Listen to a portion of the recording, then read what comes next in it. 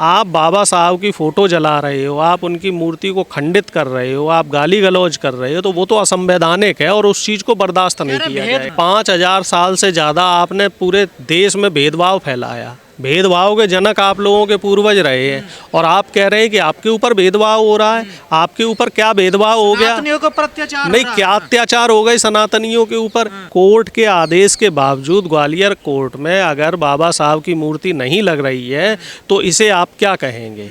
इसे हम साफ तौर पे न्याय का उल्लंघन मानेंगे, संविधान का उल्लंघन मानेंगे, संविधान का अपमान मानेंगे। तो ये साहब ऐसे लोगों को वकील मत कहो। वकील होते हैं जो संविधान और कानून को मानते हैं।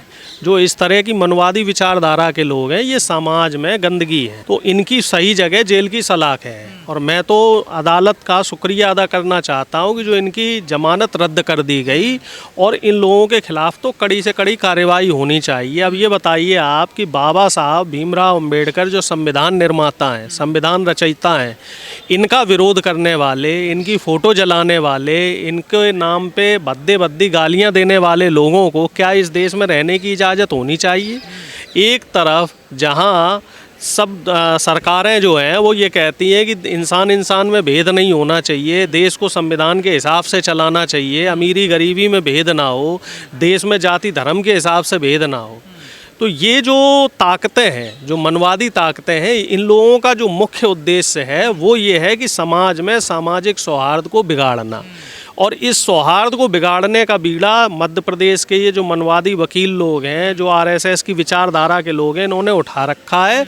और पूरा ग्वालियर ही नहीं, पूरा मध्य प्रदेश इन लोगों ने संघ की प्रयोगशाला बना दिया है। आए दिन मध्य प्रदेश में इस तरह की खबरें आपको सुनने को मिलेंगी कि कहीं बाबा साहब की मूर्ति का खंडन हो गया, कहीं उनका फ़ोटो जला दिया गया, कहीं उनके मुर्दाबाद के नारे लगाए गए, कहीं किसी दलित को पीट दिया गया, कहीं किसी दलित को मार दिया गया, कहीं किसी दलित बहन बेटी के साथ बलात्कार हो गया, कहीं किसी दलित को जो है खेत में अंदर ही उसकी लिंचिंग हो गई। ऐसी तमाम घटनाएं आए दिन मध्य प्रदेश में आपको देखने को मिल रही हैं। और इसके पीछे वजह सिर्फ एक ही है कि मध्य प्रदेश में डबल इंजन की मनवादी सरकार चल रही है और पिछले कई सालों से चल रही है। और जिन जिन राज्यों में 10 साल से ज़्यादा डबल इंजन की मनवादी सरकार चल रही है, उन सभी राज्यों की हालत यही है। यही हाल उत्तराखंड में भी हो गया है। उत्तराखंड देख रहे हैं आप, कैसी हालत हो गई है। पहले तो वो हिंदू मुस्लिम के नाम पे उत्तराखंड में हिंसा हो रही थी, अब बताइए नॉर्थ ईस्ट के एक बच्चे को चाइनीज़ कह के उसकी लिंचिंग कर दी गई है।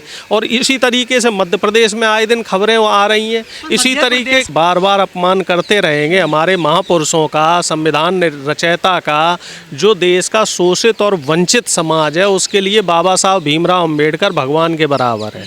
एक तरीके से मान लिया जाए कि जो देश का शोषित वंचित समाज है, उसके मसीहा बाबा साहब भीमराव अंबेडकर हैं। और उसका अगर उनका कोई अपमान करेगा तो इस अपमान को देश की 90% आबादी अब बर्दाश्त नहीं करेगी। क्योंकि देश में अब जो बहुजन है वो पिछले 70-75 साल से अपने हकों के लिए बराबर लड़ रहा है और अपने हकों को समझ गया है, अपने अधिकारों को जान गया है। इससे पहले भी आपने देखा होगा कि जो हमारे पूर्व चीफ जस्टिस थे, उनका जिसने अपमान किया था, जिसने जूता फेंक के मारा था, तो उसकी भी सुताई बहुजनों ने कर दी थी। तो अब सहा नहीं जाएगा। अनिल मिश्रा ये कह रहे हैं, जब पुलिस ने गिरफ्त में ले रही है कि यहाँ सनातनियों के ऊपर अत्याचार हो रहा है, सरकार दबाव में काम कर रही है। देखिए, सनातनी और आरएसएस और मनवादियों के बीच में फ़र्क है। कोई भी सनातनी कभी किसी भी जाति और धर्म के व्यक्ति का अपमान नहीं करता है। पहली बात तो ये समझ, नहीं, सनातनी मैं हूँ। मैं सभी जाति का, सभी धर्म का बराबर सम्मान करता हूँ। मैं संविधान का सम्मान करता हूँ। मैं मनुष्य में भेद नहीं करता हूँ। अनिल मिश्रा एक ऐसा व्यक्ति है जो समाज में नफरत फैलाने का काम कर रहा है। आपने देखा होगा कि एक महिला मुस्लिम जो पुलिस कर्मचारी थी, पुलिस ऑफिसर थी, उसके खिलाफ भी अनिल मिश्रा ने बहुत बदसलूकी करी थी। तो अनिल मिश्रा का जो ट्रैक रिकॉर्ड है वो पहले से ख़राब है। और ऐसे व्यक्ति को मैं तो कहता हूँ कम से कम 10 साल की सज़ा होनी चाहिए। 10 साल से की सज़ा नहीं होनी चाहिए इसे।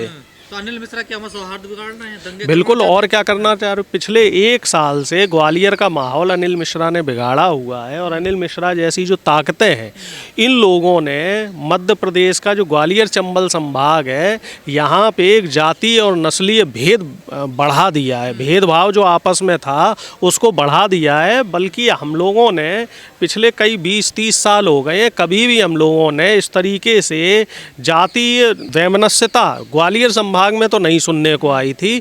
लेकिन जब से ये मनवादी ताकतें ग्वालियर संभाग में सक्रिय हुई हैं, और ख़ास तौर से ये लोग जो हिंदी बेल्ट में सक्रिय हुए हैं, उत्तर प्रदेश में भी इनकी अब सक्रियता बढ़ी है, बिहार में भी इस तरह की घटनाएं होने लगी हैं, राजस्थान को भी इन्होंने प्रयोगशाला बना लिया है, दिल्ली में भी आए दिन इस तरह की घटनाएं होती हैं, उत्तराखंड में भी होती हैं।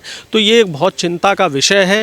ये घटनाएं जो है, आर्मी बसपा ये कह रही है कि अनिल मिश्रा पे एनएसए लगना चाहिए, इन्होंने बाबा साहब का फोटो जलाया है, उनका अपमान किया है। देखिए, तो मैं तो आपसे पहले ही कह रहा था कि इस आदमी की सही जगह जेल की सलाखें हैं। जेल की सलाखों के पीछे ही रहना चाहिए, और जो कड़ी से कड़ी धारा लगती हो इस बात को कोर्ट निर्धारित करेगा। हम लोग तो बल्कि ये कह सकते हैं कि जो सख्त से सख्त धारा इसके खिलाफ लग सकती है वो लगाई जाए।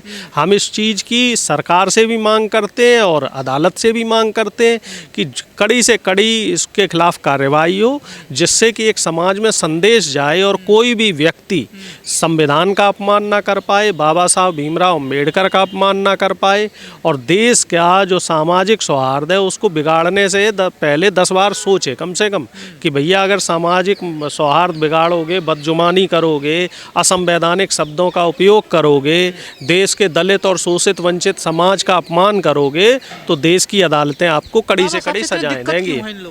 क्योंकि बाबा साहब ने समाज में बराबरी का संदेश दिया, ऐसे नियम कानून बनाए जिससे कि समाज में बराबरी आई, गरीबी और अमीरी का भेद मिटा, दलित और पिछड़ों के बीच में जागरूकता आई, उन्हें शिक्षा का अधिकार मिला, उन्हें रोजी रोटी का अधिकार मिला, उन्हें समानता का अधिकार मिला।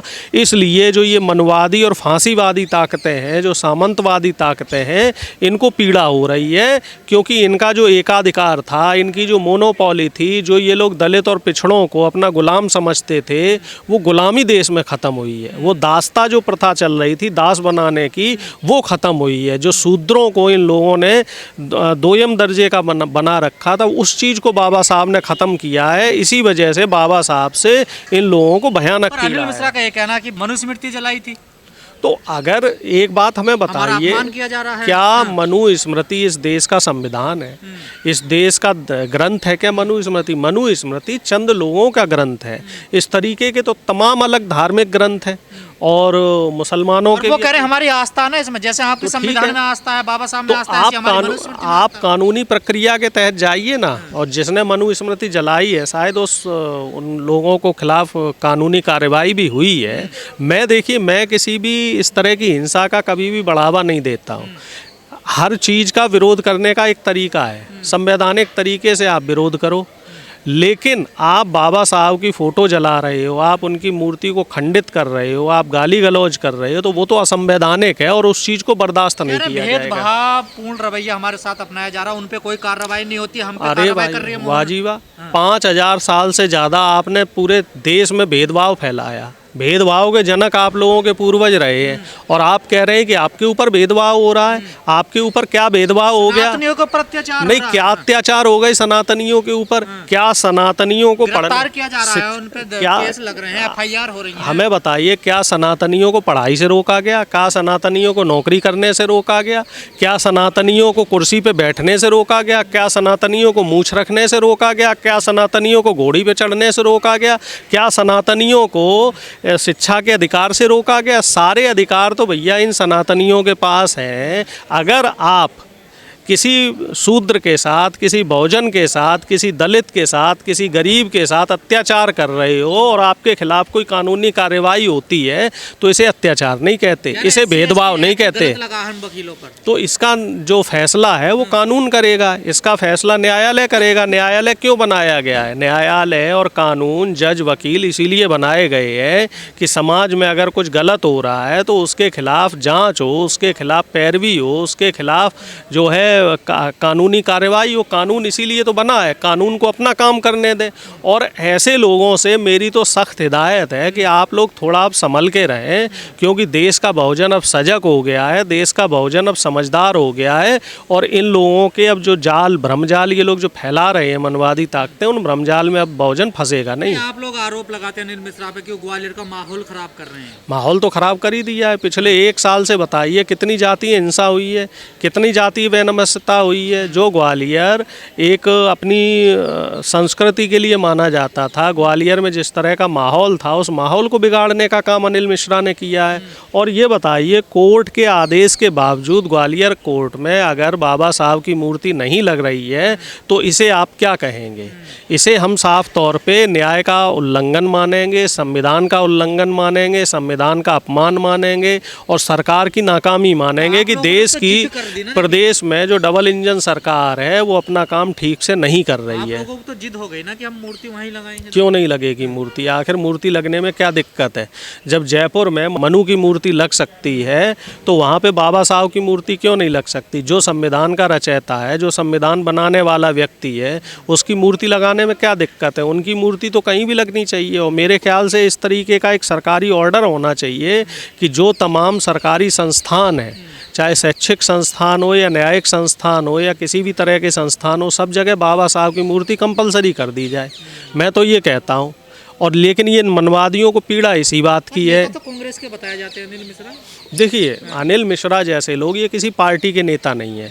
ये लोग एक विचारधारा से जुड़े हुए हैं और ये विचारधारा वो है जो देश में, जो देश की 90% आबादी थी उसको हमेशा गुलाम बनाने की इनकी जो नीयत रही है, इनकी जो नीति रही है, वो देश को तोड़ने की नीति रही है। देश के जो बहुजन हैं उनको गुलाम बनाने की नीति रही है। इसलिए ऐसे लोग हर पार्टी में आपको मिलेंगे। बसपा में भी ऐसे लोग मिलेंगे, सपा में भी मिलेंगे, कांग्रेस में भी मिलेंगे और बीजेपी में तो इस समय इन लोगों का बोलबाला है।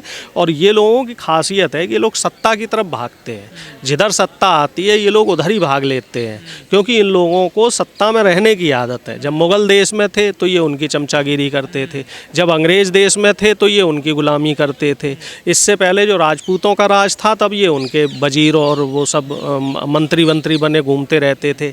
अब इस समय बीजेपी की सरकार है तो ये बीजेपी में घुसे पड़े हैं। कल को सरकारें बदलेंगी तो ये लोग उधर पहुंच जाएंगे। बीजेपी पर तो आरोप लगा रहे हैं अनिल मिश्रा कि हमारे ऊपर कार्रवाई जानबूझ के की जा रही है। क्या कार्रवाई हो गई अनिल मिश्रा के खिलाफ? अरे जेल में डाल दिया। और क्या जेल में ही तो डाला है। लेकिन अनिल मिश्रा ने जो जो कारनामे किए हैं उन कारनामों में तो उनके खिलाफ अब तक देशद्रोह की धाराएं लग जानी चाहिए थी। मैं तो ये मानता हूँ कि अभी तो कोई कार्रवाई हुई ही नहीं है। कार्रवाई तो तब हो ना जब कोर्ट फैसला देगा, तब कार्रवाई होगी। अभी तो उनकी जो बदसलूकियाँ हैं, जो वो समाज में उपद्रवता कर रहे हैं, जो सामाजिक सौहार्द को बिगाड़ने का काम कर रहे हैं, उस पर रोक लगाने के लिए उनको हवालात में डाला गया है। अभी कोई कानूनी कार्रवाई नहीं है उनकी।